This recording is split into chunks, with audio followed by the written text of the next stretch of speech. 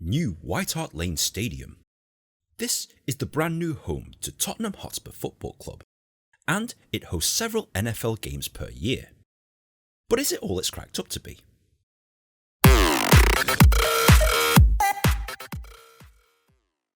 New White Hart Lane is the newest stadium in England, holding just over 60,000 spectators, and I'm here to watch an NFL game. Admittedly, I live 200 miles away, and getting to the stadium proved to be a pain in the ass. They actually closed the London Overground station and made all the fans march from Seven Sisters Tube Station all the way in the pouring rain for 40 minutes towards the stadium. So, not a good start so far. The weather was so bad that they actually cancelled all the fan events because it was just too wet to perform. They obviously never heard of the crappy weather here in England. But when you actually come to the stadium, you'll be in shock because this place doesn't look like any building that you've ever seen. In fact, it kind of looks like a spaceship of some kind. Definitely more of an American stadium than an English one. As you can imagine, it's pretty busy here, and the queues are just outrageous. This is the queue for the shop, and sadly, I actually decided to queue in, not to buy anything, but to show you that the NFL has the biggest shop here outside Tottenham. Whilst walking towards my gate, I bumped into this man. They call him the Boogeyman. He's sort of a celebrity in Tampa, allegedly, for his rather unique appearance, and you know what? He was actually kind of a cool guy. But once I took my picture with the Boogeyman, I decided to go in through my gate. I'd actually spent a fortune on corporate hospitality tickets, and I gotta admit, this place is pretty damn swanky. The lounge is absolutely massive, albeit filled to the brim full of people. It was a lot busier than I thought it would be. The food was fantastic, and yeah, I ate my body weight in burgers. The view from my seat, well, as you can imagine from a premium ticket, it was actually very good. And because of the design of the stadium, the views are pretty much good everywhere, so even in the nosebleed section way up there, you can pretty much get a decent view.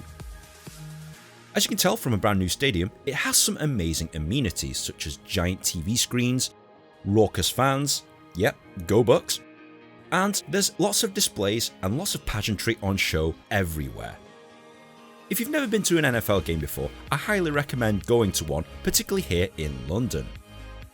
Even if you can't see, which I very much doubt, you can always watch the highlights on the TVs.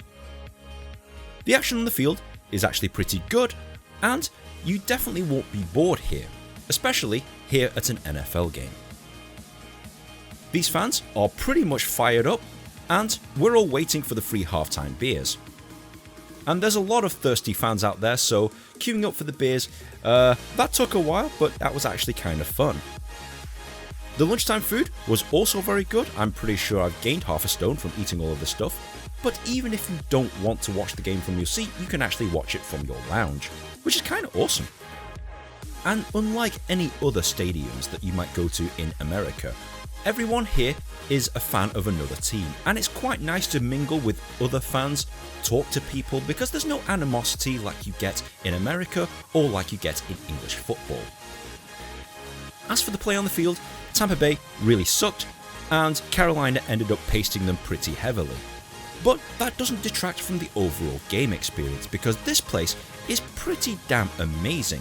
This is probably one of the best stadiums I've been to. And the after party was pretty swinging.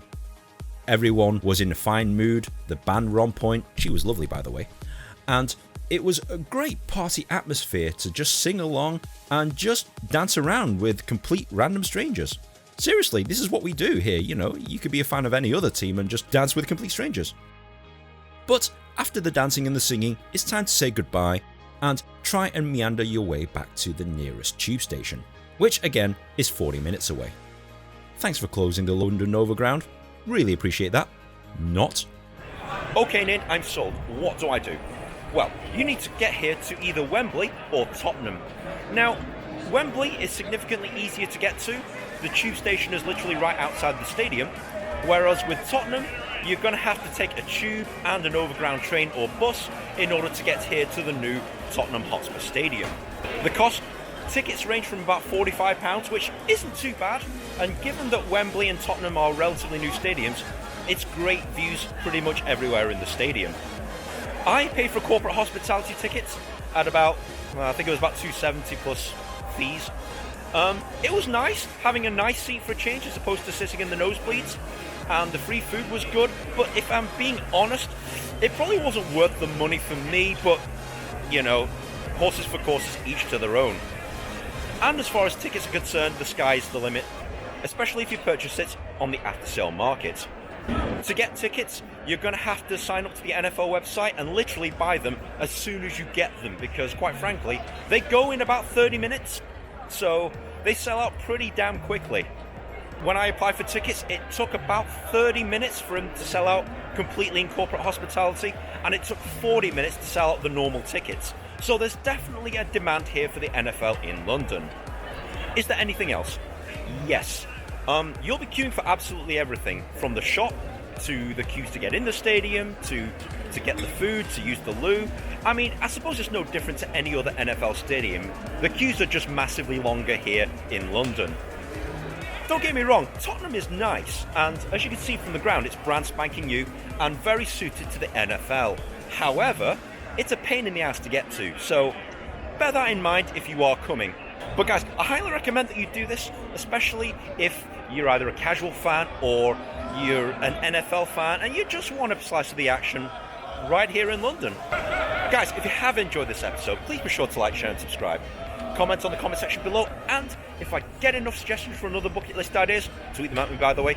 If I get more suggestions, I'll go ahead and make a video about it. So guys, thank you very much for watching. We'll see you in the next episode.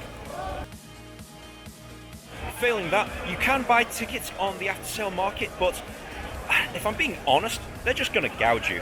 You know, if you buy it from a ticket scalper outside the stadium, they're going to gouge you some more.